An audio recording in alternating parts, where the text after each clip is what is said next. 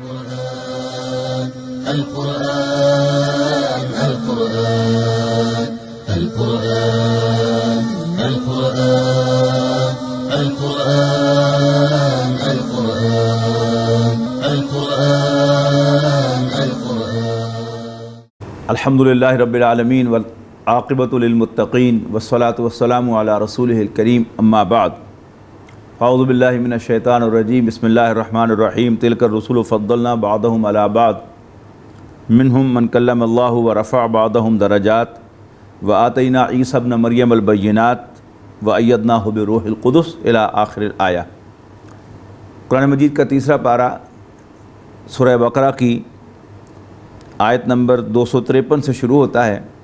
جس کا ابتدائی حصہ میں نے آپ کے سامنے تلاوت کیا ہے، اور اس کے ابتدائی کلمات تلک الرسل سے پہچانا جاتا ہے۔ اس کے آغاز میں یہ عظیم حقیقت بیان کی گئی ہے کہ اللہ تعالیٰ نے اپنے پیغمبروں کو جہاں اس صورت کے آخر میں فرمایا کہ لا نفرق بین احد من رسلی، کہ ہم اللہ تعالیٰ کے پیغمبروں میں سے کسی کو ڈسکریمنیٹ نہیں کرتے، کسی کی توہین نہیں کرتے، لیکن یہاں پر اس کا دوسرا رخ فرمایا کہ ہاں ہم نے انہیں ایک دوسرے پر مختلف پہلوؤں سے فضیلت دی ہے، جیسا کہ ہم جانتے ہیں کہ حضرت ابراہیم علیہ السلام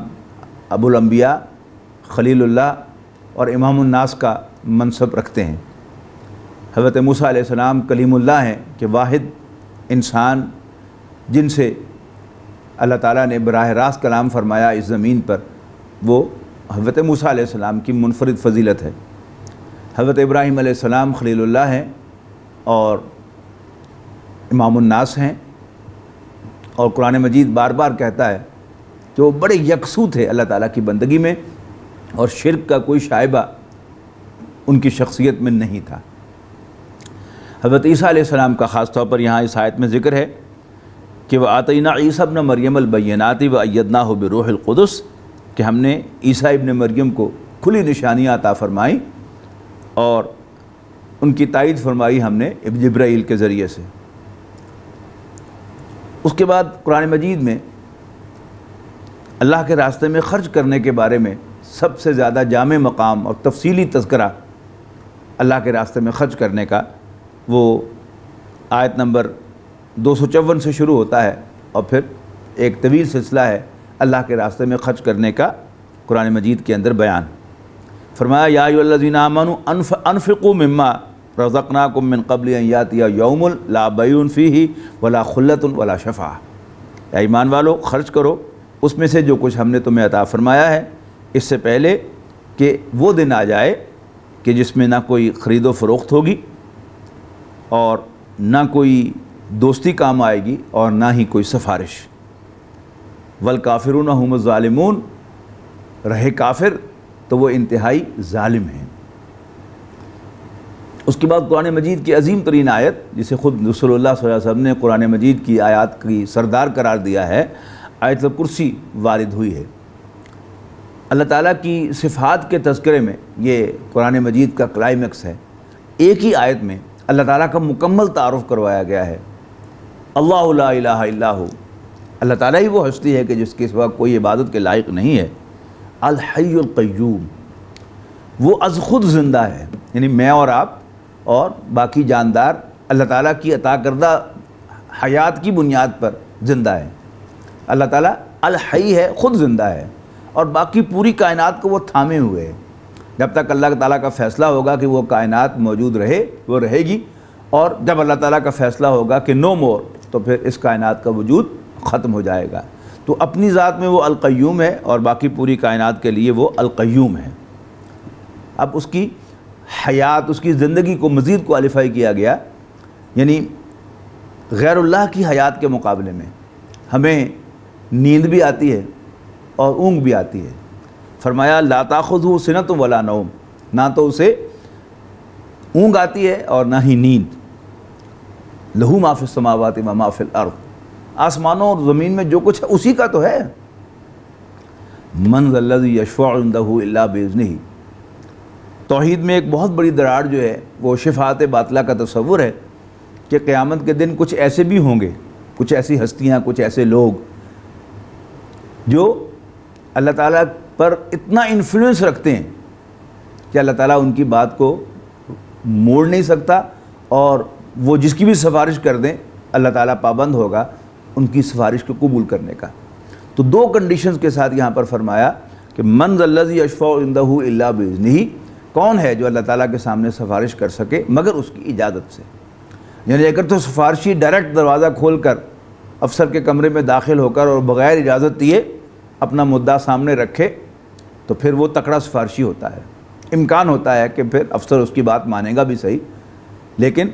اگر کوئی سفارشی 2 گھنٹے تو پی اے کے پاس بیٹھا رہے اور پھر اندر جائے تو انتظار کرتا رہے کب صاحب کا موڈ ٹھیک ہو تو میں کچھ عرض کروں کہ سر اجازت ہو تو میں کچھ عرض کروں، تو وہ سفارش نہیں کر سکتا۔ ایک امکان ہے کہ وہ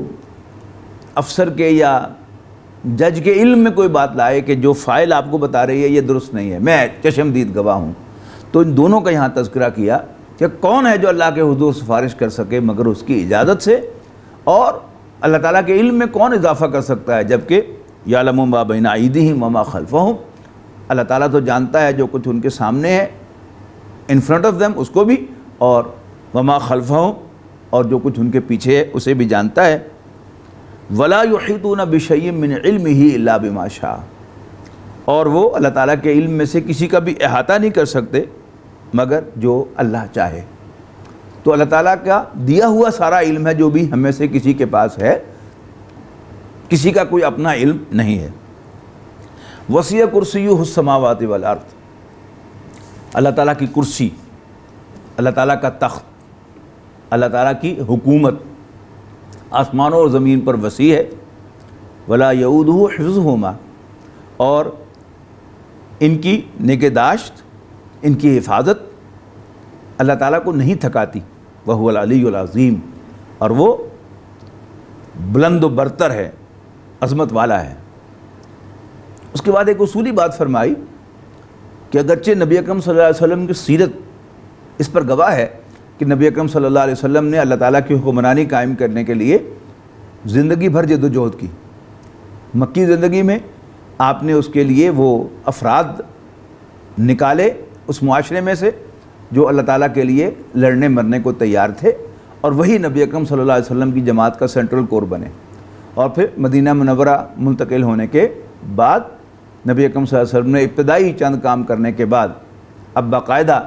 جو اللہ تعالیٰ کی حکمرانی کو قائم کرنے کا کام شروع کر دیا، اور 8 مہمیں روانہ فرمائیں قریش کے خلاف، اور انہیں مجبور کیا کہ وہ لڑنے کے لیے آئیں۔ اور پھر غزوہ بدر ہوا، پھر غزوہ احد ہوا، غزوہ خندق ہوا، صلح حدیبیہ ہوئی، اور 8 ہجری میں مکہ مکرمہ فتح ہو گیا۔ لیکن مکہ مکرمہ کی فتح سے ہوا کیا؟ اللہ تعالیٰ کی حکمرانی قائم ہوئی، اور انسانوں کو مجبور کیا گیا کہ وہ اللہ تعالیٰ کے سامنے سرنڈر کریں، اللہ تعالیٰ کے قانون کو مانیں۔ لیکن کسی شخص کو زبردستی اسلام لانے پر مجبور کرنے کی اجازت نہیں ہے۔ وہ بات یہاں فرمائی گئی آیت نمبر 256 میں، لا اکراہ فی الدین، دین میں کوئی زبردستی نہیں ہے۔ قد تبین الرشد من الغی، ہدایت گمراہی سے واضح ہو گئی، گمراہی سے ممیز ہو گئی۔ فمن یکفر بالطاغوت ویؤمن باللہ، تو جو کوئی بھی طاغوت کا، غیر اللہ کا انکار کرے اور اللہ تعالیٰ پر ایمان لائے، فقد استمسک بالعروۃ الوثقی، تو اس نے گویا ایک مضبوط سہارے کو تھام لیا، لا انفصام لہا، جس کو ٹوٹنا نہیں ہے۔ واللہ سمیع علیم، اللہ تعالیٰ سننے والا جاننے والا ہے۔ 3 بڑے اہم واقعات ہوئے ہیں جن میں کچھ ایب نارمل چیزیں جو ہیں وہ اللہ تعالیٰ نے دکھائیں۔ سب سے پہلے تو حضرت ابراہیم علیہ السلام کا تذکر آیا کہ جب وہ بادشاہ نمرود کے سامنے پیش کیے گئے اس شکایت کے ساتھ کہ یہ آپ کو رب نہیں مانتا، آپ کو آقا نہیں مانتا، تو اس نے پوچھا حضرت ابراہیم علیہ السلام سے، کون ہے تمہارا رب؟ تو حضرت ابراہیم نے فرمایا، ربی الذی یحیی و یمیت، میرا رب وہ ہے جو زندگی عطا فرماتا اور موت سے دوچار کرتا ہے۔ تو اس نے جھٹ کہا، انا احیی و امیت، میں زندگی اور موت دیتا ہوں، اور ثبوت کے طور پر ڈیمونسٹریٹ کیا۔ جیل سے 2 قیدی منگوائے، ایک قیدی جسے سزائے موت سنائی جا چکی تھی اسے کہا جاؤ تم آزاد ہو، اور دوسرے قیدی کے بارے میں کہا گردن اڑا دو اس کی، اور ثبوت کے طور پر پیش کیا، دیکھو زندگی اور موت میرے ہاتھ میں۔ اب میرے جیسا کوئی کم علم اور کم فہم کوئی دائی ہوتا تو بحث کرنے لگ پڑتا کہ یہ اللہ ہی کے اختیار میں تھا، اگر اللہ چاہتا تو ایسا نہ ہوتا. لیکن حضرت ابراہیم علیہ السلام کو اللہ تعالیٰ نے ایک خاص ملکہ عطا فرمایا تھا کہ اپنا مدعا واضح کرنا، ٹو میک ہز پوائنٹ، اس کے وہ بڑے ماہر تھے. اور کچھ طبیعت کی میرے اندر ظرافت بھی تھی کہ بڑے ہلکے پھلکے انداز میں وہ اپنا مدعا واضح کر دیتے تھے. تو لہٰذا انہوں نے فوراً ایک دوسری دلیل دی، فَإِنَّ اللَّهَ يَأْتِي بِالشَّمْسِ مِنَ الْمَشْرِقِ، میرا رب تو سورج کو مشرق سے نکالتا ہے، فَأْتِ بِهَا مِنَ الْمَغْرِبِ، اور اگر سورج تیرے حکم سے نکلتا ہے تو اس کو پھر مغرب سے نکال کے دکھا. فَبُهِتَ الَّذِي كَفَرَ، تو وہ کافر یہ سن کر حیران رہ گیا، اس کے پاس کوئی جواب نہیں تھا. اس کے بعد حضرت عزیر علیہ السلام کا واقعہ ذکر کیا کہ حضرت عزیر علیہ السلام بنی اسرائیل کے جو ریفارمرز ہیں ان میں سے ایک ہیں، مجدد. ان کا گزر ہوا فلسطین کے پاس سے، جبکہ فلسطین جو تھا اجڑا پڑا تھا اور تمام جو مکانات تھے وہ اپنی چھتوں پر گرے پڑے تھے. تو اس کے پاس سے گزرتے ہوئے انہوں نے کہا، انا یحیی ھذہ اللہ بعد موتہا، اللہ تعالیٰ بھلا اس بستی کو اس کے بالکل منہدم ہو جانے کے بعد کیسے زندہ کرے گا. تو اللہ تعالیٰ نے ان کو 100 سال کے لیے سلا دیا. فاماتہ اللہ 100 عام ثم بعثا، پھر انہیں دوبارہ زندہ کر کے کھڑا کیا. قال کم لبثت، اور پوچھا تم کتنی دیر یہاں ٹھہرے. تو انہوں نے عرض کی کہ لبثت یوما او بعد یوم، دن بھر یا دن کا بھی کچھ حصہ. اللہ تعالیٰ نے فرمایا نہیں، تم یہاں 100 سال ٹھہرے ہو. دیکھو اپنے کھانے کو اور اپنے پانی کو جو ان کے ٹفن میں تھا کہ وہ بسا نہیں ہے، اور اپنے گدھے کو دیکھو. اب گدھا کیا تھا، اس کی ہڈیوں کا صرف پنجر پڑا ہوا تھا اور گوشت وغیرہ سب اس سے گل چکا ہوا تھا اور کھایا جا چکا تھا. تو ان کے دیکھتے دیکھتے وہ گدھا جو تھا اس کا پنجر کھڑا ہو گیا، پھر اس کے دیکھتے ہی دیکھتے اس پر گوشت چڑھ گیا اور پھر وہ ایک زندہ گدھا بن گیا. وانظر الی حمارک، دیکھو اپنے گدھے کو، ولنجعلک آیۃ للناس، اور یہ ہم نے اس لیے دکھایا ہے تمہیں تاکہ ہم تجھے بنا دے لوگوں کے لیے ایک نشانی. اور وانظر الی العظام، دیکھو ہڈیوں کو، کیف ننشزھا، ہم کیسے انہیں جوڑتے ہیں، ثم نکسوھا لحما، اور کیسے انہیں گوشت پہناتے ہیں. تو جب حضرت عزیر علیہ السلام پر واضح ہو گئی یہ بات، یعنی ایمان تو ہر مسلمان کا پہلے سے ہوتا ہے، لیکن ایمان ہونے کے باوجود جو شعوری سطح پر انسان کی وہ بات نہیں ہوتی کہ انسان پورے یقین کے ساتھ یہ مانتا ہو کہ اللہ تعالیٰ ہر چیز پر قادر ہے. لہذا جب اللہ تعالیٰ نے ڈیمونسٹریٹ کیا، انہیں یقین آ گیا کہ اللہ تعالیٰ اگر مجھے 100 سال تک زندہ رکھ سکتا ہے اور اس گدھے کو مرنے کے بعد دوبارہ زندہ کر سکتا ہے، تو یقیناً اللہ تعالیٰ اس بستی کو بھی دوبارہ آباد کر سکتا ہے. تو پھر انہوں نے ریفارمیٹیو کام کیا بنی اسرائیل کے اندر، اور پھر دوبارہ فلسطین کو آباد کیا. تیسرا واقعہ پھر حضرت ابراہیم علیہ السلام کا ہے کہ حضرت ابراہیم علیہ السلام نے عرض کی، ربی ارینی کیف تحیی الموتیٰ، ربا ذرا مجھے دکھا تو صحیح کہ تم مردوں کو کیسے زندہ کرے گا. قال اولم تؤمن، اللہ تعالیٰ نے پوچھا کہ ابراہیم تم مانتے نہیں اس کو. قال بلا، فرمایا عرض کی کہ میں مانتا تو ہوں، ولکن لیطمئن قلبی، میں اپنے دل کا اطمینان چاہتا ہوں. تو اللہ تعالیٰ نے کہا کہ اچھا 4 پرندے لو اور اچھی طرح ان کو پہچان لو، اور پھر ان کو ذبح کر کے ان کا گوشت آپس میں ملا دو، اور پھر اس ملے جلے گوشت کے 4 ٹکڑے 4 پہاڑیوں پر سامنے جا کر رکھ دو، اور پھر آواز دو پرندوں کو اپنی طرف بلاؤ، تو وہ 4 پرندے زندہ ہو کر ذبح ہونے کے بعد، ٹکڑے ٹکڑے ہونے کے بعد تمہاری طرف اڑتے ہوئے آ جائیں گے. اب بعض لوگوں نے قرار دیا ہے کہ وہ لوگ کہ جو خاص طور پر احادیث کے منکر ہیں اور معجزات کے منکر ہیں، انہوں نے کہا کہ اصل میں یہ پرندوں کو 4 مختلف جگہوں پر پہلے پوری طرح مانوس کر کے اور پھر 4 پہاڑیوں پر جا کے پرندوں کو بٹھایا تھا اور بلایا تھا اور چلے آئے تھے. یہ کون سی خاص بات ہے؟ یہ سب کے سب کبوتر باز جو ہے ہمارے یہاں، وہ اپنے پرندوں کے لیے، اپنے کبوتروں کے لیے ایک سیٹی بجاتے ہیں تو ان کے کبوتر جو ہیں وہ فرلانگ دور جگہ سے بھی وہ اپنے مالک کی آواز سن کر، اس کی سیٹی کی آواز سن پر جھٹ اکٹھے ہو جاتے ہیں، وہ تو کوئی خاص بات نہیں ہے۔ تو یہاں پر تو اصل میں معجزہ جو تھا اس کا بتانا مقصود تھا کہ اللہ تعالیٰ نے ڈیمونسٹریٹ کیا حضرت ابراہیم علیہ السلام کو، یقین پیدا کیا ان کے اندر کہ اللہ تعالیٰ مردوں کو زندہ کر سکتا ہے اور یوں زندہ کر سکتا ہے۔ انسانوں کا معاملہ بھی یہی ہے کہ انسان جب مر جاتا ہے تو اس کے جسم کے سارے ایلیمنٹس جو ہیں وہ زمین کے اندر چلے جاتے ہیں، اور پھر وہیں اگر کوئی پودا اگا ہوا ہے تو کوئی کاربن کا ایٹم جو ہے وہ کل انسان کے اندر تھا، اور پھر ہو سکتا ہے کچھ دیر کے بعد وہ وہاں جو 7 پھلدار درخت لگا ہوا ہو اس کے اندر چلا جائے، اور پھر اسے کوئی دوسرا انسان کھائے تو وہ اسے اس کے جسم کا جز بن جائے۔ اسی طرح ہم جو سانس لیتے ہیں، ہم میں سے ہر شخص سانس لیتا ہے تو آکسیجن انہیل کرتا ہے، ہوا کو انہیل کرتا ہے جس میں آکسیجن بھی ہوتی ہے، اور پھر کاربن ڈائی آکسائڈ کو باہر نکالتا ہے۔ تو ایک دوسرے کے جو ایٹمز ہیں وہ ہمارے اندر آتے جاتے رہتے ہیں۔ تو اللہ تعالیٰ جو ہے وہ قادر ہے کہ یہ سارے ایٹم جو ہیں وہ گڈمڈ ہوئے ہوں، لیکن اللہ تعالیٰ جو ہے جب اپنا حکم دے گا تو پھر سب کے سب مردے جو ہیں اپنے انڈیویجول تشخص کے ساتھ اثر نو زندہ ہو جائیں گے اور اپنے رب کے حضور جواب دہی کے لیے حاضر ہو جائیں گے۔ اس کے بعد پھر اللہ کے راستے میں خرچ کرنے کے بارے میں جو ہدایات شروع ہوئیں تو فرمایا وہ لوگ جو اللہ کے راستے میں خرچ کرتے ہیں ان کی مثال ایسے ہے کہ جیسے کوئی دانہ ہو کہ جو اگایا جائے اور پھر اس میں سے 7 چھلیاں نکلیں اور ہر چھلی میں 100 دانے ہوں، تو گویا 701 سے 700 بن گئے۔ اللہ تعالیٰ جب کسی کی نیکی کو قبول کرے گا تو اس کو یعنی ملٹیپل ٹائمز جو ہے اس کو ملٹیپلائی کر کے اس کو بڑھا دے گا، اور 700 بلکہ اس سے بھی زیادہ گنا جو ہے اس کو اجر و ثواب عطا فرمائے گا۔ اس کے بعد بڑی اہم بات فرمائی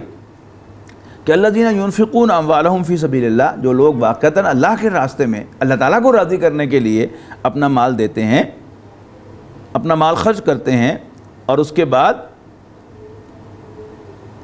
نہ تو اس خرچ کیے ہوئے مال کا احسان جتلاتے ہیں اور نہ ہی مال وصول کرنے والوں کی تذلیل کرتے ہیں یا انہیں کوئی اذیت دیتے ہیں زبانی یا جسمانی۔ لہم اجرہم عند ربہم، ان کا اجر ان کے رب کے ہاں محفوظ ہے۔ یعنی وہ شخص کہ جو مال دے گا کسی کو، کسی پر خرچ کرے گا اور پھر احسان جتلا کر یا اس کی تذلیل کر کے اپنے اس عمل کو نل اینڈ وائڈ کر دے گا، قیامت کے دن اسے کچھ نہیں ملے گا۔ لیکن جو واقعتاً اللہ کو راضی کرنے کے لیے اپنے مال خرچ کریں گے تو ان کا اجر اللہ کے ہاں محفوظ ہوگا۔ ولا خوف علیہم ولا هم یحزنون، تو نہ تو وہ غمگین ہوں گے اور نہ ہی انہیں کوئی خوف ہوگا۔ خوف مستقبل کا ہوتا ہے اور حزن ماضی کا ہوتا ہے، غم۔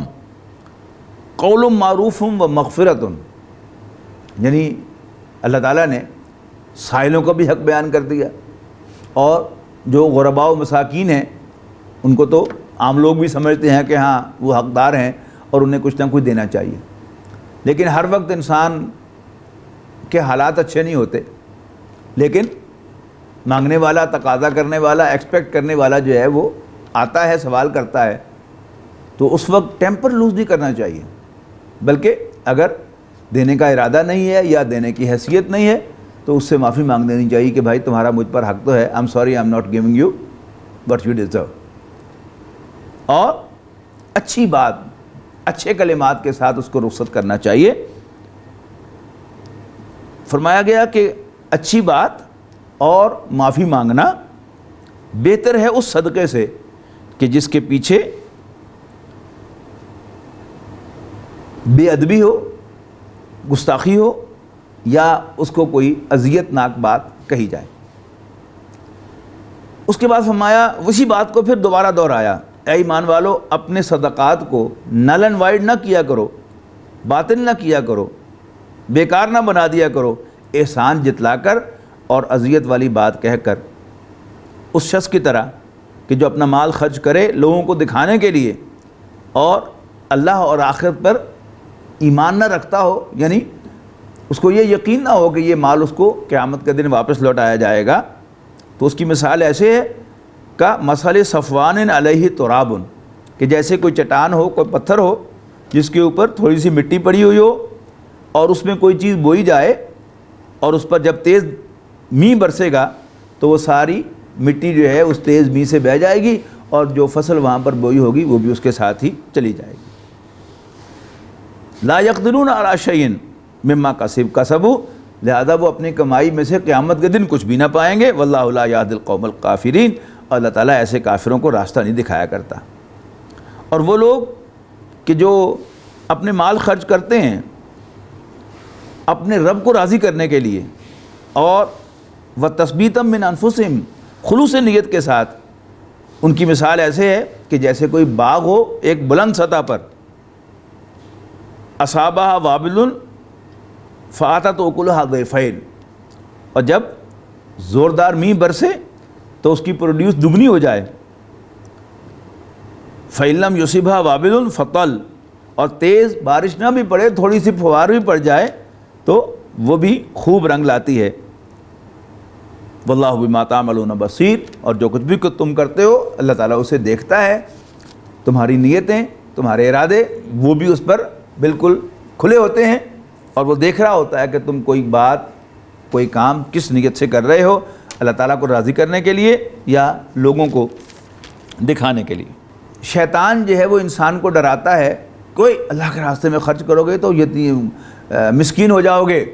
فقیر ہو جاؤ گے، تنگ دست ہو جاؤ گے۔ الشیطان یعدکم الفقر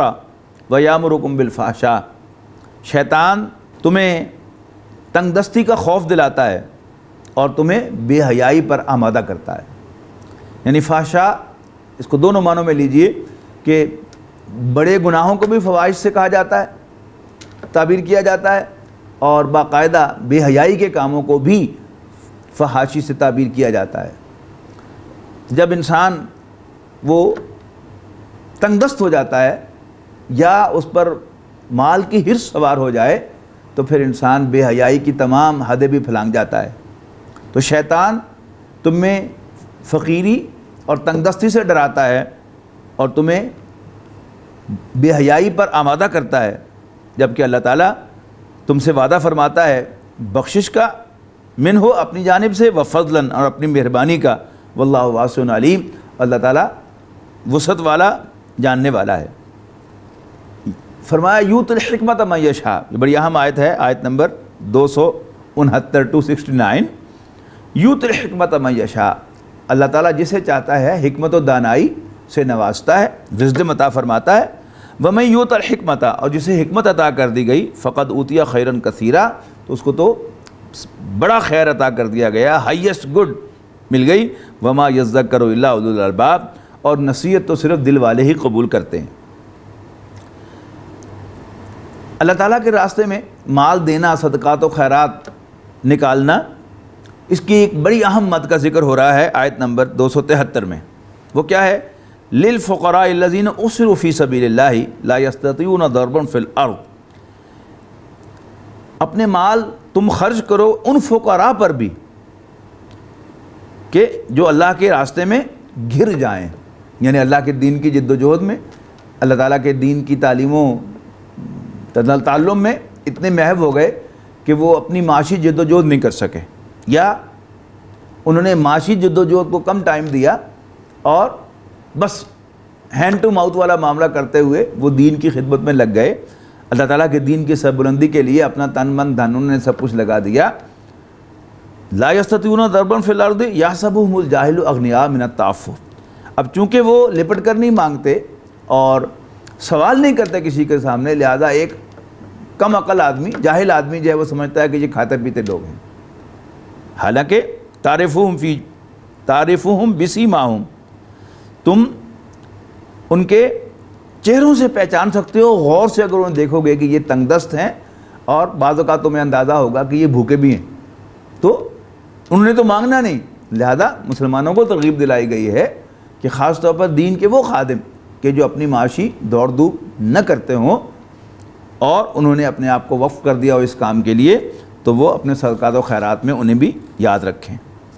اور فرمایا آخر میں وما تنفقوا من خیر فإن اللہ بہ علیم۔ اچھا، کیونکہ خاص بات یہ ہے کہ یہ لوگ جو ہیں بڑے سفید پوش اور عزت والے لوگ ہیں، کسی سے مانگتے نہیں ہیں، لہذا آپ اگر سب کے سامنے انہیں کوئی خدمت ان کی کریں گے یا انہیں کچھ دیں گے تو وہ شاید قبول نہیں کریں گے۔ چپکے سے تنہائی میں جا کر انہیں ان کا شکریہ ادا کر کہ میں آپ کا بڑا شکر گزار ہوں گا اگر آپ میرا یہ ہدیہ قبول کر لیں۔ اللہ تعالیٰ کے علم میں، لہذا اللہ تعالیٰ کے ہاں تمہارا اجر محفوظ ہوگا۔ فَإِنَّ اللَّهَ بِهِ علیم، اللہ تعالیٰ اسے جانتا ہے۔ اس کے بعد پھر یہ سارا کا سارا معاملہ صدقات و خیرات کا، اللہ کے راستے میں خرچ کرنے کا، اور سود اور کاروبار میں سلیپنگ پارٹنر کے طور پہ انٹر ہونا، یہ سرپلس کا ایشو ہے۔ یعنی جس آدمی کے پاس اپنی ضروریات سے زائد کچھ ہے، اس کا بہترین استعمال کیا ہے کہ اس کو صدقہ کر دو، جن کے پاس نہیں ہے انہیں دے دو۔ اس سے کمتر کیا ہے کہ ان کو قرض دے دو کہ بھئی جب سہولت ہو واپس کر دینا، نہ واپس کر سکو چلو کوئی بات نہیں۔ یہ کیا ہے؟ اسے قرض حسنہ کہتے ہیں۔ اور پھر اس کے بعد نیگیٹو سائڈ پر ایک جائز چیز ہے، وہ کیا ہے کہ تم کسی اور کے کاروبار میں سلیپنگ پارٹنرز کی حیثیت سے شریک ہو جاؤ، محنت وہ کرے اور تمہیں گھر بیٹھے ہوئے نفع ملتا رہے، نفع ہو تو نفع ملے، نقصان ہو تو نقصان میں شریک ہو جاؤ، یہ جائز ہے۔ اس کے بعد کیا ہے؟ وہ ناجائز ہے۔ وہ کیا ہے کہ تم اپنا مال سود پر کسی کو دے دو۔ اب یہ پورا رکوع جو ہے یہ سود کے بارے میں آ رہا ہے۔ فرمایا الذین یاکلون الربا، وہ لوگ جو ربا کھاتے ہیں، سود کھاتے ہیں، لا یقومون الا کما یقوم الذی یتخبطہ الشیطان من المس، وہ قیامت کے دن اس طرح حواس باختہ اٹھیں گے جیسے کسی کو جن نے لپٹ کر دیوانہ بنا دیا ہو۔ یعنی جو مال کے دیوانے ہوتے ہیں واقعتاً ان کی یہی کیفیت ہے، اس دنیا میں بھی آپ دیکھ سکتے ہیں، خواہ انہوں نے کتنا ہی میک اپ کیا ہوا ہو، لیکن جب آپ ان کے کریکٹر کو ڈیپلی دیکھیں گے، ان کی لین دین کو دیکھیں گے تو واقعتاً ایسا معلوم ہوگا کہ وہ مال کی محبت میں دیوانے ہو چکے ہیں۔ ذالک بانہم قالوا، یہ اس لیے کہ وہ کہتے ہیں انما البیع مثل الربا، کہ سودا بیچنا، تجارت بھی تو سود سے مشابہ ہے۔ آج بھی بہت سے لوگ جو ہیں وہ آ کر سوال کرتے ہیں کہ دیکھیے جی ایک آدمی کے پاس 10 ملین تھے، اس نے ایک گھر بنایا اور وہ کرائے پہ دے دیا۔ دوسرے نے، اس کے پاس بھی 10 ملین تھے، 1 کروڑ روپیہ تھا اور اس نے وہ بینک میں جمع کرا دیا اور وہ ہر مہینے اس سے نفع حاصل کرنے لگا۔ تو ان دونوں میں فرق کیا ہے؟ ایک جیسے تو ہیں، ایک حلال ایک حرام کیسے ہے؟ اب اس کا جواب دیا جا رہا ہے کہ وَأَحَلَّ اللَّهُ الْبَيْعَ وَحَرَّمَ الرِّبَا، اللہ تعالیٰ نے کاروبار کو جائز اور سود کو حرام کیا ہے۔ نبی اکرم صلی اللہ علیہ وسلم نے اس کو مزید واضح فرمایا، آپ نے فرمایا کہ الربا 70 جزءا، سود کے گناہ کے 70 حصے ہیں، ایسرھا، ان میں سے سب سے ہلکا بھی ایسے ہے، ان ینکح الرجل امہ، کہ کوئی شخص اپنی ماں کے ساتھ نکاح کرے۔ اس حدیث مبارکہ کو سمجھنے کے لیے تھوڑا سا نیچے آئیے۔ ایک مسلمان نوجوان ہے جس کے والدین فوت ہو چکے ہیں، لیکن اس کی ایک جوان بہن بھی ہے، وہ اپنے لیے بھی کوئی رشتہ ڈھونڈ رہا ہے اور اپنی بہن کے لیے بھی وہ رشتہ ڈھونڈ رہا ہے۔ کئی پروپوزل آئیں، کوئی اس کو پسند نہیں آئے، کسی کو یہ پسند نہیں آئے۔ کبھی بھی مسلمان نوجوان یہ نہیں سوچتا کہ کیوں نہ ہم دونوں آپس میں شادی کر لیں، بہن بھائی، کیوں نہیں سوچتا؟ اس لیے کہ وہ سمجھتا ہے کہ بہن سے شادی حرام ہے۔ اللہ تعالیٰ نے فرما دیا ہے کہ حرام کر دی گئی ہیں تم پر تمہاری مائیں، تمہاری بیٹیاں، تمہاری بہنیں، تمہاری پھوپھیاں، تمہاری خالائیں، الی آخر الآیہ، یہ سب قرآن مجید نے حرام کر دی ہیں۔ حالانکہ اگر وہ غور کرے تو وہ کوئی ایک بھی فرق نہیں بتا سکتا سوائے حلت و حرمت کے بیوی اور بہن کے درمیان۔ آج کل شادی کی جاتی ہے ذرا انڈرسٹینڈنگ کے بعد، اور انڈرسٹینڈنگ کے لیے ڈیٹنگ ہوتی ہے۔ یہاں ڈیٹنگ کی ضرورت ہی نہیں ہے۔ 25 سال ایک ہی گھر میں دونوں نے گزارے ہیں، ان دونوں سے بڑھ کر ایک دوسرے کو کوئی انڈرسٹینڈ نہیں کرتا، اور پھر شادی کی جاتی ہے اولاد حاصل کرنے کے لیے، اگر یہ دونوں شادی کر لیں تو کیا اولاد حاصل نہیں ہوگی؟ بالکل ہوگی، لیکن وہ کیوں ایسا نہیں سوچتا؟ اس لیے کہ اسے پتہ ہے کہ بہن سے شادی کرنا حرام ہے۔ وہاں مسلمان سوچتا ہے کہ اللہ نے اس کو حرام کیا ہے، کوئی آرگومنٹ نہیں کرتا، لیکن یہاں آرگو کرتا ہے کہ دیکھیے یہ سود حرام کیسے ہے اور کاروبار جائز کیسے ہے۔ اللہ تعالیٰ نے کاروبار کو جائز قرار دیا ہے اور سود کو حرام قرار دیا ہے، لہذا ایک بندہ مومن کے لیے اتنا ہی کافی ہے کہ سود حرام ہے۔ وَأَحَلَّ اللَّهُ الْبَيْعَ وَحَرَّمَ الرِّبَا فَمَنْ جَاءَهُ مَوْعِظَةٌ مِّن رَّبِّهِ فَانتَهَىٰ فَلَهُ مَا سَلَفَ، تو جو بھی بعد آ گیا اس کے بعد کہ اس کے پاس نصیحت پہنچ گئی تو جو کچھ ہو چکا وہ اسی کا ہے، اب وہ واپس کرنے کی ضرورت نہیں ہے۔ وَأَمْرُهُ إِلَى اللَّهِ، اور باقی معاملہ اللہ کے حوالے ہے۔ وَمَنْ عَادَ فَأُولَٰئِكَ أَصْحَابُ النَّارِ، ہاں جو حکم آنے کے بعد، حرمت کے اعلان کے بعد بھی وہ کام دوبارہ کریں تو ایسے ہی لوگ اہل جہنم ہیں، ہم فیہا خالدون، اس میں ہمیشہ رہیں گے۔ یمحق اللہ الربا، اللہ تعالیٰ سود کو مٹاتا ہے، ویربی الصدقات، اور صدقات کو بڑھاتا ہے۔ واللہ لا یحب کل کفار اثیم، اور اللہ تعالیٰ کسی بھی ناشکر گناہ گار کو پسند نہیں فرماتا۔ اس کے بعد فرمایا آیت نمبر 378 میں، اے ایمان والو اللہ سے ڈرو، وذروا ما بقی من الربا، اور جو سود میں سے باقی رہ گیا ہے وہ چھوڑ دو، ان کنتم مومنین، اگر تم واقعی مومن ہو۔ فَإِن لَّمْ تَفْعَلُوا، اور اگر تم ایسا نہیں کرو گے، فَأْذَنُوا بِحَرْبٍ مِّنَ اللَّهِ وَرَسُولِهِ، تو پھر اللہ اور اس کے رسول کے طرف سے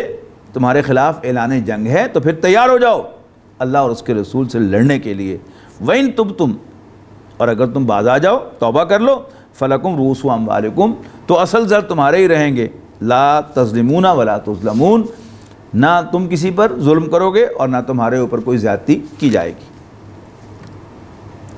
اس کے بعد سورہ بقرہ کا 39واں رکوع، یہ 2 آیات پر مشتمل ہے، اور اس رکوع کی پہلی آیت قرآن مجید کی طویل ترین آیت ہے۔ فرمایا یا ایھا الذین آمنوا اذا تداینتم بدین الی اجل مسمى فاکتبوہ، یہ قرض کے لین دین کے بارے میں یہ پوری آیت ہے کہ جب بھی تم کسی کے ساتھ قرض کا معاملہ کرو کسی مقصود مدت کے لیے تو اس کو لازماً بلیک اینڈ وائٹ میں تحریر کیا کرو، اور پھر ساری کی ساری اسی کے بارے میں انسٹرکشنز ہیں، ہدایات ہیں کہ گواہ بنایا کرو، اور گواہی دینے والا جو ہے وہ بھی ٹھیک گواہی دے، اور لکھنے والا جو ہے وہ دیانتداری کے ساتھ لکھے، کسی طرفداری کا معاملہ نہ کرے۔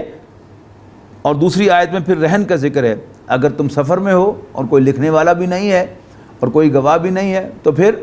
رہن رکھ دو کوئی چیز، اور پھر جب تم قرض واپس کرو تو تمہیں وہ چیز جو ہے وہ واپس مل جائے۔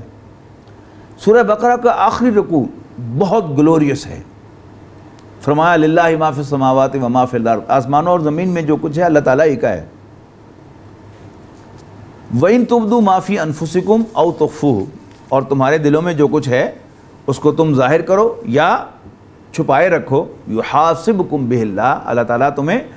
اس کے بارے میں پوچھے گا، تم سے حساب لے گا۔ فَيَغْفِرُ لِمَن يَشَاءُ وَيُعَذِّبُ مَن يَشَاءُ، پھر وہ جسے چاہے گا بخش دے گا اور جسے چاہے گا سزا دے گا۔ واللہ علی کل شیء قدیر، اللہ تعالیٰ ہر چیز پر قادر ہے۔ آمن الرسول بما انزل الیہ من ربہ والمؤمنون، یہ آخری 2 آیات جو ہیں سورہ بقرہ کی، یہ امت مسلمہ، امت محمد صلی اللہ علیہ وسلم کی طرف اللہ تعالیٰ کی طرف سے تحفہ ہے جو معراج کی رات عطا کیا گیا۔ آخری آیت جو ہے وہ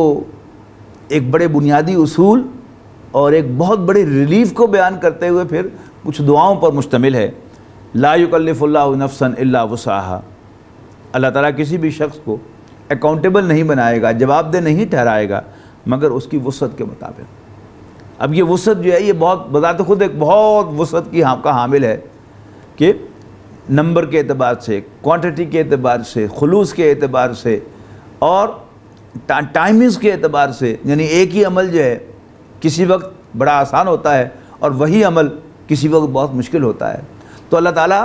کی طرف سے جو ریوارڈ ہے، اللہ تعالیٰ کی طرف سے جو اجر ہے، وہ ان تمام سرکمسٹانسز کو کنسیڈر کرتے ہوئے ہے، کن حالات میں کیا، کتنے خلوص کے ساتھ کیا، کتنی کوانٹٹی میں کیا، کتنے نمبر میں کیا، یہ سب کچھ جو ہے یہ کیا ہے، یہ اس وسعت کے اندر شامل ہے۔ اللہ تعالیٰ کسی بھی شخص کو اکاؤنٹیبل نہیں بنائے گا مگر اس کی وسعت کے مطابق اس کو ملے گا جو کچھ اس نے کمایا ہوگا، اور اس پر وبال آئے گا اس کی اپنی ہی کمائی کا، کسی اور کا گناہ اس کے کھاتے میں نہیں ڈالا جائے گا۔ پھر اس کے بعد دعاؤں کا سلسلہ شروع ہوتا ہے، ربنا لا تؤاخذنا ان نسینا او اخطانا، اے ہمارے رب ہمارا مواخذہ نہ کرنا اگر ہم بھول جائیں یا ہم سے خطا ہو جائے۔ ربنا ولا تحمل علینا، اور اے ہمارے رب ہم سے نہ اٹھوانا اسرن کوئی ایسا بوجھ کما حملتہ علی الذین من قبلنا، جیسے تم نے اٹھوایا تھا ہم سے پہلوں سے۔ ربنا ولا تحملنا ما لا طاقت لنا بہ، اے ہمارے رب مت اٹھوانا ہم سے وہ بوجھ جس کے اٹھانے کی ہم میں طاقت نہ ہو۔ واعف عنا، اور ہم سے درگزر فرمانا، یہ فارسی کا لفظ ہے، یعنی انگریزی میں ہماری خامیوں کوتاہیوں کو اگنور کرنا۔ واغفر لنا، اور ہمیں بخش دینا، forgive کرنا، وارحمنا، اور ہم پر رحم فرمانا، انت مولانا، تو ہمارا آقا ہے، فانصرنا علی القوم الکافرین، بس تو ہماری مدد فرما کافر قوم کے خلاف۔ اس کے بعد سورہ آل عمران آتی ہے۔ سورہ آل عمران کا ایک بڑا حصہ غزوہ احد کے بعد نازل ہوا ہے، اور غزوہ احد کا تبصرہ بھی آپ کو اسی صورت کے اندر ملے گا۔ سورہ بقرہ غزوہ بدر سے پہلے نازل ہوئی تھی، جبکہ غزوہ بدر پر تبصرہ سورۃ انفال کے اندر ملے گا آپ کو 9ویں اور 10ویں پارے میں۔ فرمایا بسم اللہ الرحمن الرحیم، الف لام میم اللہ لا الہ الا هو الحی القیوم۔ الف لام میم، اللہ ہی وہ ذات ہے کہ جس کے سوا کوئی عبادت کے لائق نہیں، اور وہ از خود زندہ اور پوری کائنات کو تھامے ہوئے ہے۔ آیت نمبر 5 میں فرمایا ان اللہ لا یخفی علیہ شیء فی الارض ولا فی السماء، آسمان اور زمین میں کوئی شے اللہ تعالیٰ سے مخفی نہیں ہے، چھپی ہوئی نہیں ہے۔ وہی تو ہے جو تمہاری صورتیں بناتا ہے ماؤں کے پیٹوں میں، کیف یشاء، جیسے چاہتا ہے۔ یہ کیا اللہ تعالیٰ کی قدرت کا شاہکار ہے کہ کوئی دو انسان 100% آئیڈینٹیکل نہیں ہے، یعنی ہمارے یہ پوروں کے نشان جو ہیں وہ ایک جیسے نہیں ہیں، یہاں تک کہ یعنی رائٹ تھم اور لیفٹ تھم ان دونوں کے نشانات بھی نہیں ملتے، اور کوئی دو انسانوں کے یہ نشانات ایک جیسے ہیں۔ اتنی سی جگہ ہے اور اس میں یہ ویرائٹی پروڈیوس کرنا یہ اللہ تعالیٰ کی قدرت کا شاہکار ہے۔ اور اتنی سی جگہ پر سب کی دو آنکھیں ہیں، ایک پیشانی ہے، ایک ناک ہے، دو گال ہیں، دو کان ہیں، اور ایک منہ ہے دو ہونٹوں کے ساتھ، اور ایک ٹھوڑی ہے، لیکن کوئی دو انسان جو ہیں وہ 100% آئیڈینٹیکل نہیں ہے۔ ٹوئنز ہوتے ہیں، دوسرے گھر سے باہر جو لوگ ہیں ان کے لیے بڑی آئیڈینٹیکل شکلیں ہوتی ہیں ان کی، لیکن گھر والوں کو کبھی ان دونوں کو پہچاننے میں دقت نہیں ہوتی۔ کیوں؟ 100% آئیڈینٹیکل وہ بھی نہیں ہے۔ لا الہ الا هو العزیز الحکیم، اس کے سوا کوئی عبادت کے لائق نہیں، وہ زبردست آل مائٹی حکمت والا ہے۔ وہی تو ہے جس نے اے نبی صلی اللہ علیہ وسلم آپ پر کتاب نازل فرمائی ہے، منہ آیات محکمات، اس میں محکم آیتیں بھی ہیں، ہن ام الکتاب، جو کتاب کی اصل جڑ اور بنیاد ہے، وَأُخَرُ متشابہات، اور دوسری متشابہ آیات ہیں، ایلیگوریکل آیات ہیں کہ جو کنفیوز ہوتی ہیں، جن کی انٹرپریٹیشن جو ہے وہ واضح نہیں ہوتی، اور اس کی کئی انٹرپریٹیشنز ہو سکتی ہیں۔ الذین فی قلوبہم زیغ، تو وہ لوگ جن کے دلوں میں کوئی ٹیڑھ ہوتا ہے، فیتبعون ما تشابہ منہ ابتغاء الفتنۃ وابتغاء تاویلہ،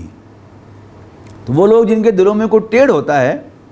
وہ پیروی کرتے ہیں متشابہ آیات کی قرآن مجید میں سے، فتنہ پھیلانے کے لیے اور اس کی تعویل تلاش کرنے کے لیے۔ وما یعلم تاویلہ الا اللہ، جبکہ اس کی تعویل اللہ کے سوا کسی اور کو معلوم نہیں ہوتی۔ یعنی جو مشکل آیات ہیں، متشابہ آیات ہیں، ان کا تو چھوڑیے، میں سمپل سی آپ کو مثال دیتا ہوں کہ قرآن مجید میں تذکرہ ہے اصحاب کہف کا اور ان کے کتے کا۔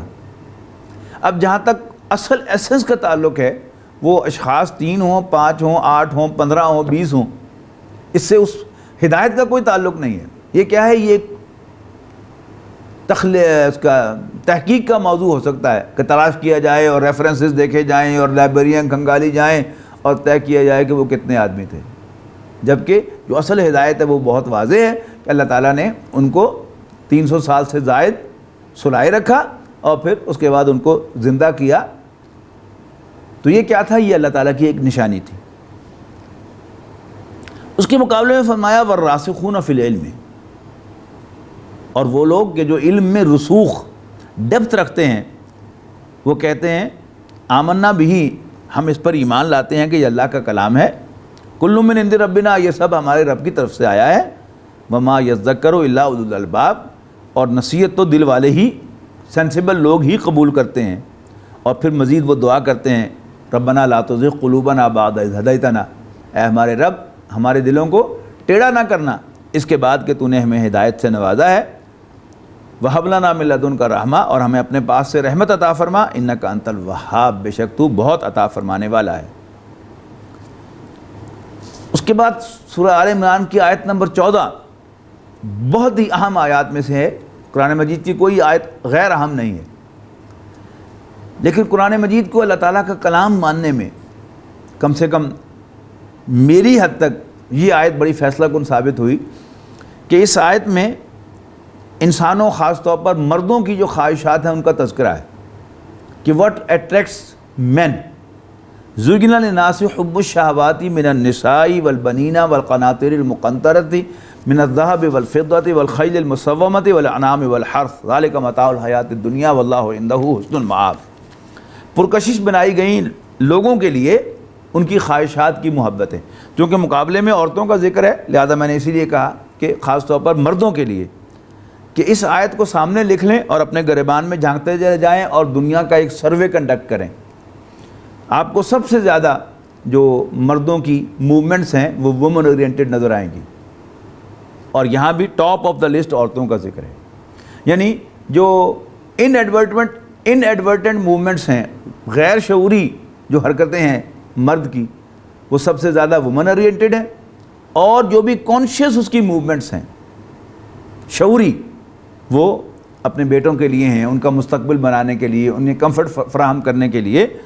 اور پھر اس کے بعد مرد کا ویک پوائنٹ بینک بیلنس ہے، والقناطیر المقنطرۃ من الذهب والفضہ، سونے اور چاندی کے ڈھیر، والخیل المسومہ، عمدہ نسل کے گھوڑے یعنی اچھی سواری، برانڈڈ رائڈ۔ اور یہ بھی مرد کی کمزوریوں میں سے ایک کمزوری ہے کہ اگر کسی شخص کے پاس پیسے ہیں اور اس نے مہران کار خریدی ہے، اس کے پاس 4 پیسے زیادہ آئیں گے تو وہ کلٹس ضرور خریدے گا، اور 4 پیسے آئیں گے تو کرولا ضرور خریدے گا۔ کہ کیا ہے؟ برانڈڈ رائڈ جو ہے، یہ بھی مرد کی کمزوریوں میں سے ایک کمزوری ہے جس کا یہاں پر تذکرہ ہے۔ اور پھر آخر میں فرمایا والانعام والحرث، مویشی اور کھیتی، کاروباری حضرات ہوں یا مل اونرز ہوں، انڈسٹریلسٹ ہوں، جب بوڑھے ہو جاتے ہیں تو پھر وہ بھی فارم ہاؤس بناتے ہیں۔ جو زمیندار اور جاگیردار ہیں وہ تو شروع سے فارمنگ کرتے ہیں، جانور پالتے ہیں، لیکن بوڑھے ہو کر کاروباری حضرات اور انڈسٹریلسٹ بھی فارم ہاؤس بناتے ہیں اور وہاں پر کھیتی باڑی کرتے ہیں، باغ لگاتے ہیں اور مویشی پالتے ہیں۔ تو بڑی خوبصورت تصویر ہے انسان کی، اور یہ تصویر انسان کا بنانے والا اس کا رب ہی کھینچ سکتا ہے، جس کو اس کے انز اینڈ آؤٹ کا سب کا پتہ ہو۔ واللہ عندہ ذالک متاع الحیات الدنیا، یہ سب دنیا میں برتنے کے سامان ہیں، واللہ عندہ حسن المآب، اور اللہ تعالیٰ کے پاس بہترین ٹھکانہ ہے۔ اس کے بعد فرمایا قل اونبئکم بخیر من ذالکم، یعنی یہ تو دنیا میں برتنے کے سامان تھے، تو کیا میں تمہیں بتاؤں اس سے بھی زیادہ اچھا؟ للذین اتقوا عند ربہم جنات تجری من تحتہا الانہار، وہ لوگ جو اللہ سے تعالیٰ سے ڈرتے ہیں ان کے لیے ان کے رب کے پاس باغات ہوں گے جن کے نیچے نہریں بہتی ہوں گی، خالدین فیہا، ہمیشہ ہمیشہ ان میں رہنے کے لیے، وازواج مطہرۃ، اور پاکیزہ بیویاں ہوں گی، ورضوان من اللہ، اور آن ٹاپ آف دیٹ اللہ تعالیٰ کی رضا خوشنودی حاصل ہوگی، واللہ بصیر بالعباد، اللہ تعالیٰ اپنے بندوں کو دیکھ رہا ہے۔ وہ لوگ جو کہتے ہیں اے ہمارے رب یقیناً ہم ایمان لائے، پس تو ہمیں بخش دے ہمارے گناہ، یعنی ہمارے گناہوں کو بخش دے، وقنا عذاب النار، اور ہمیں آگ کے عذاب سے بچا۔ یہ کون ہیں؟ صبر کرنے والے اور سچ بولنے والے اور دست بستہ اپنے رب کے حضور کھڑے ہونے والے اور اللہ کے راستے میں خرچ کرنے والے اور سحری کے وقت اللہ تعالیٰ سے بخششیں معافیاں مانگنے والے۔ اس کے بعد بڑی اہم آیت آئی، آیت نمبر 19، ان الدین عند اللہ الاسلام، بے شک دین تو اللہ کے نزدیک اسلام ہے۔ وما اختلف الذین اوتوا الکتاب الا من بعد ما جاءہم العلم، اور اہل کتاب نے نہیں اختلاف کیا اسلام سے اس کے بعد کہ ان کے پاس علم آ چکا ہے، بغیم بینہم، صرف ضد کی وجہ سے۔ اس کے بعد بڑا گلوریس مقام ہے، بہت ہی پرہیبت، آیت نمبر 25، 26 اور 27، فَكَيْفَ إِذَا جَمَعْنَاهُمْ لِيَوْمٍ لَا رَيْبَ فِيهِ، تو کیسا ہوگا وہ دن کہ جب ہم جمع کریں گے ان سب کو جس کے آنے میں کوئی شک نہیں ہے، اور پورا پورا ادا کر دیا جائے گا ہر شخص کو جو کچھ اس نے کمایا ہوگا، اور ان پر کوئی زیادتی نہیں ہوگی۔ کہو اے نبی صلی اللہ علیہ وسلم، اللہم، اے اللہ، مالک الملک، بادشاہی کے مالک، تؤتی الملک من تشاء، تو جسے چاہتا ہے بادشاہت عطا فرماتا ہے، وتنزع الملک ممن تشاء، اور جس کو چاہتا ہے اس سے بادشاہت چھین لیتا ہے، وتعز من تشاء وتذل من تشاء، اور تو جسے چاہتا ہے عزت اور غلبہ عطا فرماتا ہے، اور جسے چاہتا ہے ذلت اور مغلوبیت سے دوچار کرتا ہے۔ بیدک الخیر، تیرے ہی ہاتھ میں سب خیر ہے، انک علی کل شیء قدیر، تو ہر چیز پر قادر ہے، تو رات کو دن میں اور دن کو رات میں داخل فرماتا ہے، اور زندہ کو مردہ سے اور مردہ کو زندہ سے نکالتا ہے، وترزق من تشاء بغیر حساب، اور تو جسے چاہتا ہے بے حد و حساب عطا فرماتا ہے۔ اس کے بعد آیت نمبر 30 میں فرمایا، یوم تجد کل نفس ما عملت من خیر محضرا، جس دن ہر شخص جو کچھ بھی اس نے خیر کیا ہوگا اس کو اپنے سامنے موجود پائے گا، وما عملت من سوء، اور جو بھی برائی کی ہوگی اس کو بھی۔ اس کے بعد فرمایا، قل ان کنتم تحبون اللہ، آیت نمبر 31 ہے، کہہ دو اے نبی صلی اللہ علیہ وسلم، اگر تم واقعی اللہ سے محبت کرتے ہو تو میری پیروی کرو، یعنی رسول اللہ صلی اللہ علیہ وسلم کا اتباع کرو، یحببکم اللہ، اللہ تعالیٰ تم سے پیار کرے گا، ویغفر لکم ذنوبکم، اور تمہارے گناہوں کو بخشے گا، واللہ غفور الرحیم، اللہ تعالیٰ بخشنے والا مہربان ہے۔ عمران حضرت مریم سلام علیہا کے والد کا نام تھا، اور آل عمران اس سورت کا نام ہے، گویا یہ سورت حضرت مریم حضرت عیسیٰ کی طرف منسوب ہے۔ اب ان کی جو عظمت ہے حضرت مریم سلام علیہا کی اور ان کے بیٹے حضرت عیسیٰ علیہ السلام کی، چونکہ اس کا ذکر شروع ہو رہا ہے، ان کی پیدائش کا ذکر، کیونکہ وہ ایک بڑی منفرد پیدائش تھی ان کی کہ وہ بن باپ کے پیدا کیے گئے، اب اس کا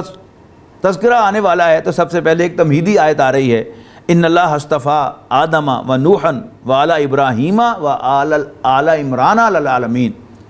بے شک اللہ تعالیٰ نے منتخب فرمایا، چن لیا آدم کو، نوح کو، اور ابراہیم کی اولاد کو، اور عمران کی اولاد کو، یعنی حضرت عیسیٰ اور حضرت مریم کو، ذریۃ بعضھا من بعض، یہ ایک دوسرے کی اولاد تھے، واللہ سمیع علیم، اللہ تعالیٰ سننے والا جاننے والا ہے۔ یاد کرو جب عمران کی بیوی نے کہا، ربی انی نظرت لک فی بطنی محررا، ربا جو کچھ میرے پیٹ میں ہے میں اس کو تیری نظر کرتی ہوں، اس کو آزاد رکھوں گی دنیا کے جھمیلوں سے، فتقبل منی، تو میری نظر قبول فرما، انک انت السمیع العلیم، بے شک تو سب کچھ سننے والا، سب کچھ جاننے والا ہے۔ لیکن جب ان کے یہاں بچہ پیدا ہوا، اور جو کچھ بھی پیدا ہونے والا تھا اللہ تعالیٰ کو تو پہلے ہی معلوم تھا، تو کہنے لگی، او ربا میں تو لڑکی کو جنم دے دیا ہے، اور نظر کے لیے لڑکا موزوں ہوتا ہے۔ اس پر تبصرہ کیا گیا، لیس الذکر کالانثیٰ، کوئی لڑکا اس لڑکی جیسا نہیں ہے۔ اور حضرت مریم کی والدہ نے اپنی بات جاری رکھتے ہوئے فرمایا، انی سمیتھا مریم، میں نے اس کا نام مریم رکھا ہے، وانی اعیذھا بک وذریتھا من الشیطان الرجیم، اور اے میرے رب میں اس بچی کو اور اس کی اولاد کو شیطان مردود سے تیری پناہ میں دیتی ہوں، تیری پروٹیکشن میں دیتی ہوں۔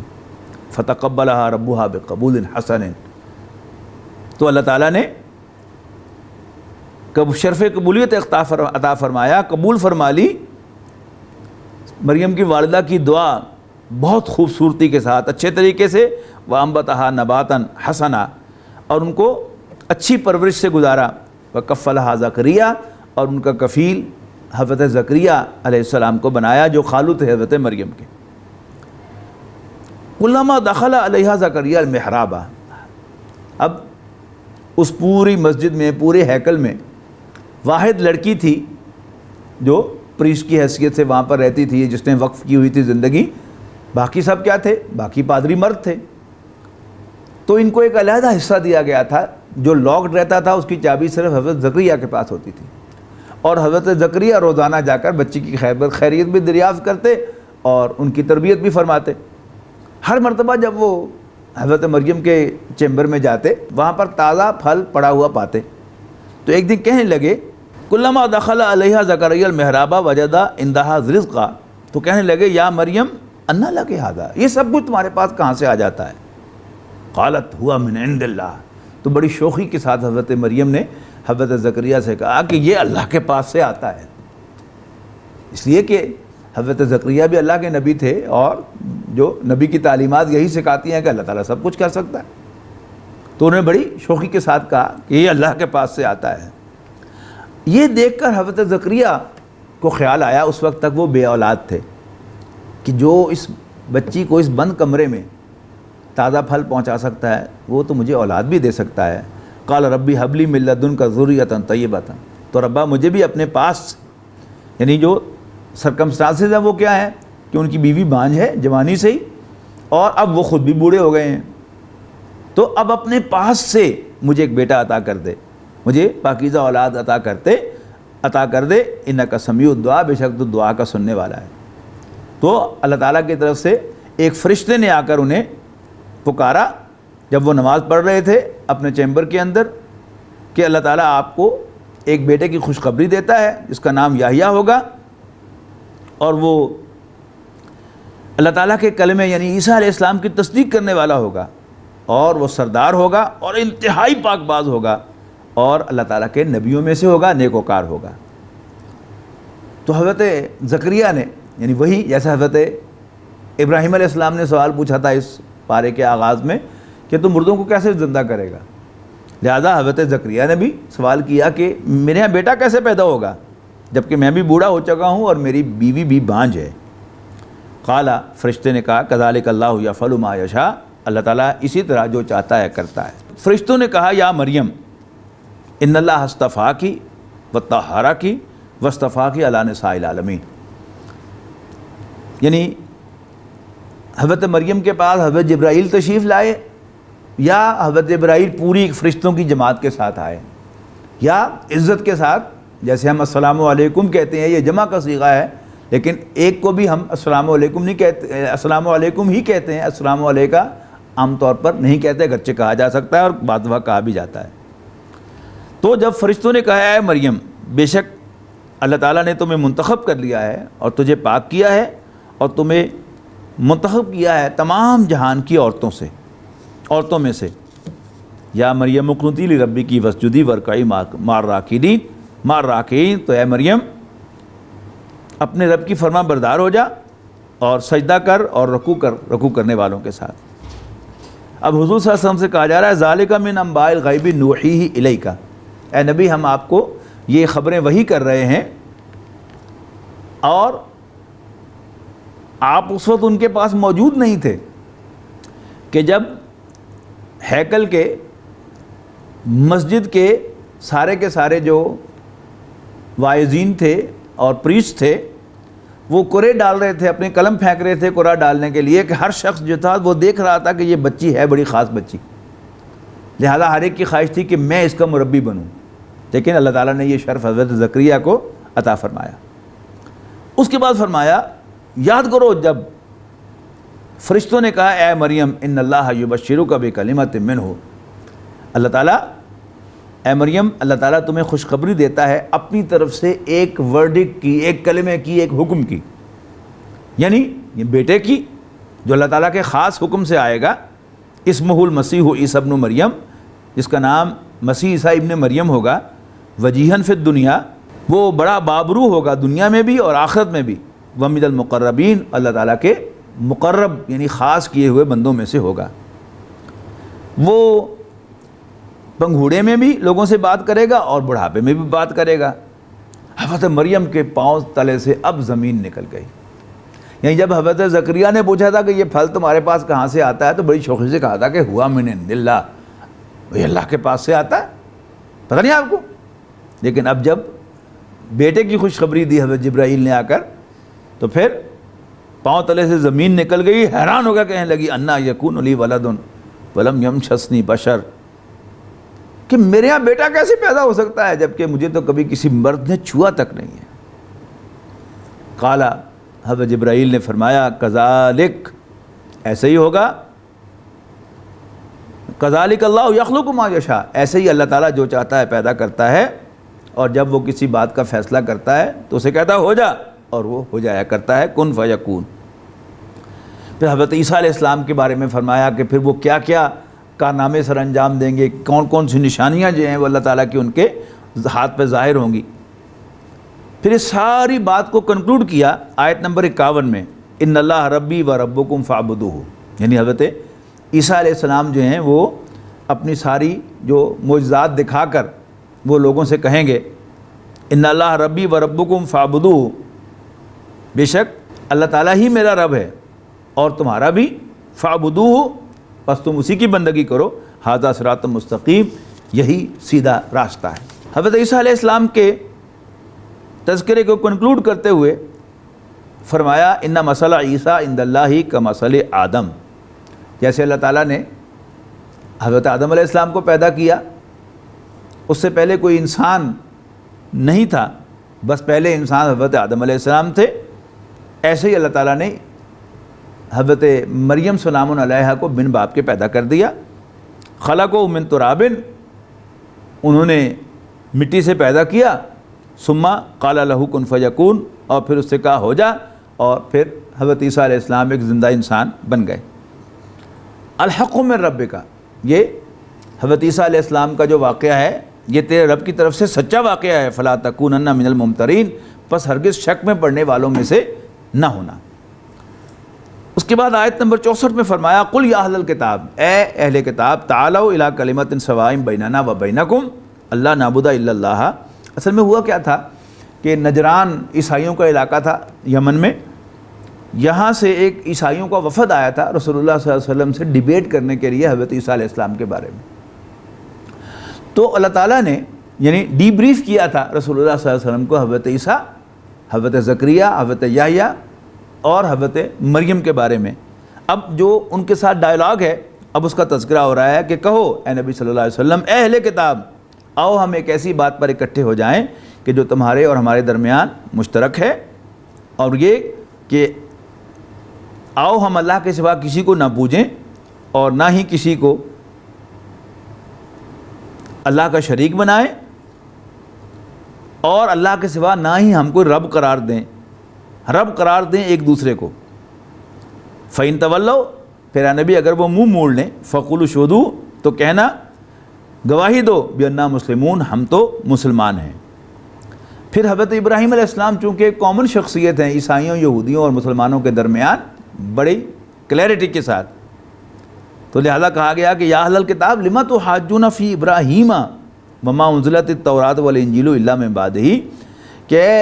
اہل کتاب حضرت ابراہیم کے بارے میں تم کیوں جھگڑتے ہو جبکہ تورات و انجیل تو ان کے بعد نازل ہوئیں، کیا تمہیں سینس نہیں ہے؟ ہاں انتم ہؤلاء حاججتم فیما لکم بہ علم،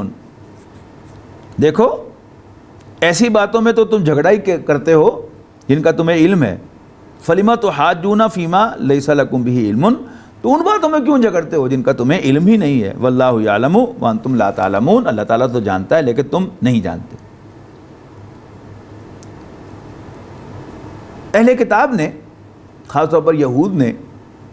مسلمانوں کی ساکھ توڑنے کے لیے کہ جو بھی ایک دفعہ مسلمان ہو جائے پھر اس کی کھال بھی ادھیڑ دو تو وہ اسلام کو نہیں چھوڑتا، اس ساکھ کو توڑنے کے لیے انہوں نے ایک بندوبست کیا کہ کچھ لوگ تیار کیے کہ صبح کو ایمان لاؤ اور رسول اللہ صلی اللہ علیہ وسلم کی محفل میں دن بھر گزارو اور شام کو اسلام سے پھر جاؤ اور کہو کہ ہم اندر سے دیکھا ہے یا کچھ بھی حقیقت اس میں نہیں ہے۔ ان کا تذکرہ کیا آیت نمبر 72 میں، وَقَالَ طَائِفَةٌ مِّنْ أَهْلِ الْكِتَابِ آمِنُوا بِالَّذِي أُنزِلَ عَلَى الَّذِينَ آمَنُوا وَجْهَ النَّهَارِ وَاكْفُرُوا آخِرَهُ لَعَلَّهُمْ يَرْجِعُونَ۔ پھر مزید جو انہوں نے انسٹرکشن دی اپنے ان چیلوں کو، وہ کیا تھی؟ لا تؤمنوا الا لمن تبع دینکم، مت ایمان لانا، مت ٹرسٹ کرنا مگر اس پر جو تمہارے دین کا پیروکار ہو. یعنی تعصب کے ساتھ دوسرے کی بات بھی تعصب کے ساتھ سنو کہ یہ ہم میں سے نہیں ہے، لہذا نہ اس کی بات کی تصدیق کرنی ہے اور نہ اس کی بات ماننی ہے، نہ اس کی پیروی کرنی ہے. پھر اعلان کیا قل ان الہدی ھدی اللہ، اعلان کر دو کہ بے شک رہنمائی تو اللہ تعالیٰ کی رہنمائی ہے. ان یؤتی احدکم مثل ما اوتیتم او یحاجوکم عند ربکم، اے پیغمبر کہہ دو کہ ہدایت تو اللہ تعالیٰ ہی کی ہدایت ہے، اور یہ بھی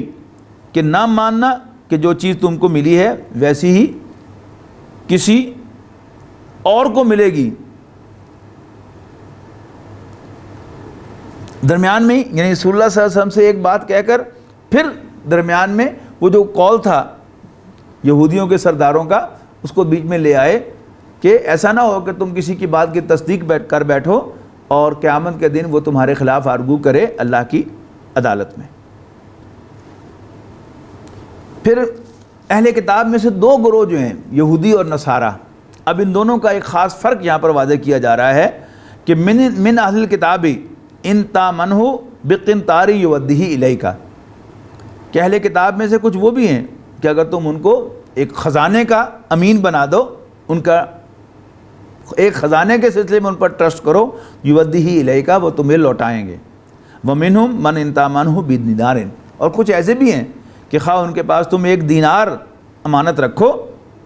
لا یودیہ الیک، تو وہ تمہیں واپس نہیں کریں گے، الا ما دمت علیہ قائما، سوائے تم ان کے سر پہ جا کے سوار ہی ہو جاؤ. ذالک بانہم قالوا، یہ اس لیے کہ ان کا تصور ہے، وہ کہتے ہیں لیس علینا فی الامیین سبیل، کہ یہ سارے جو اخلاقی کردار ہے کہ دیانتداری اور سچائی کے ساتھ پیش آنا اور اچھا اخلاق رکھنا، یہ اہل کتاب کے لیے ہے، اور جو غیر اہل کتاب ہیں امیین ہیں ان کا تو ہمارے اوپر کوئی حق ہی نہیں ہے. یعنی یہ بھی ان کے ہاں پایا جاتی ہے بات کہ جو زنا کی حرمت کا حکم ہے وہ بھی کسی یہودی عورت کے ساتھ زنا کا ہے، غیر یہودی عورت جو ہے اس کے ساتھ آپ جو مرضی کر لیں. جو دیانتداری کے اور امانت داری کا حکم ہے وہ یہودیوں کے ساتھ ہے، کسی غیر یہودی کا، کسی امی کا آپ سارا کا سال مال آپ ہڑپ کر جائیں تو بھی آپ کا کوئی مواخذہ نہیں ہے. وَيَقُولُونَ عَلَى اللَّهِ الْكَذِبَ، اور یہ اللہ پر جھوٹ کہتے ہیں جانتے بوجھتے ہوئے. بلا من اوفا بعہدہ، ہاں جو شخص اپنے وعدے کو ایفا کرے گا، واتقا، اور اللہ سے ڈرے گا، فإن اللہ یحب المتقین، تو اسے جان لینا چاہیے کہ اللہ تعالیٰ تو متقیوں کو پسند فرماتا ہے. اس کے بعد آیت نمبر 79 میں فرمایا گیا کہ کسی شخص کے لیے مناسب نہیں ہے کہ اللہ تعالیٰ اسے کتاب اور حکمت اور نبوت سے نوازے اور پھر وہ یہ کہے کہ کونو عباد لی، میرے بندے بن جاؤ اللہ کو چھوڑ کر، بلکہ وہ تو ہمیشہ کہے گا کونو ربانیین، اللہ والے بن جاؤ، بما کنتم تعلمون الکتاب و بما کنتم تدرسون، کیونکہ تم اللہ تعالیٰ کی کتاب پڑھتے اور پڑھاتے رہتے ہو. وَإِذْ أَخَذَ اللَّهُ مِيثَاقَ النَّبِيِّينَ، یہ نبیوں کے ساتھ اللہ تعالیٰ کا ایک معاہدہ ہے، اس کا ذکر ہے. میثاق نبیین اس کو کہتے ہیں کہ جب تم کو کتاب اور دانائی عطا کروں، ثم جاءکم رسول مصدق لما معکم، پھر تمہارے پاس کوئی پیغمبر آئے تصدیق کرتے ہوئے اس کی جو تمہارے پاس موجود ہو، لَتُؤْمِنُنَّ بِهِ، تم لازماً اس پر ایمان لاؤ گے، وَلَتَنْصُرُنَّهُ، تو اور لازماً اس رسول کی مدد کرو گے، اس نبی کی مدد کرو گے. قَالَ أَقْرَرْتُمْ وَأَخَذْتُمْ عَلَى ذَلِكُمْ إِصْرِي، اللہ تعالیٰ نے ان سے یہ وعدہ لے کر پوچھا کہ تم اس کا اقرار کرتے ہو اور اللہ تعالیٰ کو اس پر گواہ بناتے ہو، اس کو ضامن بناتے ہو. قالوا اقررنا، تو انہوں نے کہا کہ یس ہم اقرار کرتے ہیں. قال فاشهدوا، تو اللہ تعالیٰ نے فرمایا کہ تو پھر گواہ رہو. وانا معکم من الشاہدین، میں بھی تمہارے ساتھ گواہی دینے والا ہوں. آیت نمبر 83 میں فرمایا افغیر دین اللہ یبغون، کیا وہ اللہ کے دین یعنی اسلام کے سوا کسی اور دین کو چاہتے ہیں. وَلَهُ أَسْلَمَ مَنْ فِي السَّمَاوَاتِ وَالْأَرْضِ طَوْعًا وَكَرْهًا وَإِلَيْهِ يُرْجَعُونَ، حالانکہ آسمانوں اور زمین کی ہر شے خوشی سے یا زبردستی اللہ تعالیٰ ہی کے سامنے ہتھیار ڈالتی ہے، اللہ تعالیٰ ہی کی فرما بردار ہے. یعنی لفظ اسلم اسلام استعمال ہو رہا ہے کہ جو اسلام سے فعل ماضی ہے، وَإِلَيْهِ يُرْجَعُونَ، اور سب کے سب اسی کی طرف لوٹائے جانے والے ہیں۔ قُلْ آمَنَّا بِاللَّهِ وَمَا أُنزِلَ عَلَيْنَا وَمَا أُنزِلَ عَلَىٰ إِبْرَاهِيمَ وَإِسْمَاعِيلَ وَإِسْحَاقَ وَيَعْقُوبَ وَالْأَسْبَاطِ، کہہ دو اے نبی صلی اللہ علیہ وسلم ہم تو ایمان لاتے ہیں اس پر جو نازل کیا گیا ہم پر، اور نازل کیا گیا ابراہیم، اسماعیل، اسحاق، یعقوب اور ان کی اولاد پر، وما اوتیا موسیٰ و عیسیٰ والنبیون، اور جو کچھ دیا گیا موسیٰ کو، عیسیٰ کو اور پیغمبروں کو ان کے رب کی جانب سے، لا نفرق بین احد منہم، اور ہم نبیوں کے درمیان کسی کی ڈسکریمنیشن یا توہین نہیں کرتے، تفریق نہیں کرتے، نحن لہ مسلمون، اور ہم اللہ تعالیٰ ہی کے مسلمان یعنی فرما بردار ہیں۔ وَمَن يَبْتَغِ غَيْرَ الْإِسْلَامِ دِينًا فَلَن يُقْبَلَ مِنْهُ، اور جو کوئی اسلام کے سوا کسی اور دین کو چاہے گا تو وہ اسے ایکسیپٹ نہیں کیا جائے گا، وَهُوَ فِي الْآخِرَةِ مِنَ الْخَاسِرِينَ، اور آخرت میں وہ خسارے سے دوچار ہونے والوں میں شامل ہوگا۔ تیسرے پارے کا اختتام آیت نمبر 91 پر ہوتا ہے، ان الذین کفروا وماتوا وهم کفار، یقیناً وہ لوگ جنہوں نے کفر کیا اور وہ کفر کی حالت میں مر گئے، فلن یقبل من احدہم ملء الارض ذهبا ولو افتدی بہ، تو ان سے زمین بھر سونا بھی بطور فدیہ قبول نہیں کیا جائے گا اگرچہ وہ فدیہ کرنا چاہیں۔ اولئک لہم عذاب علیم، ایسے لوگوں کے لیے ایک دردناک عذاب ہے، وما لہم من ناصرین، اور ان کے کوئی مددگار بھی نہیں ہوگا۔ بارک اللہ لی ولکم فی القرآن العظیم ونفعنی وإیاکم بالآیات والذکر الحکیم۔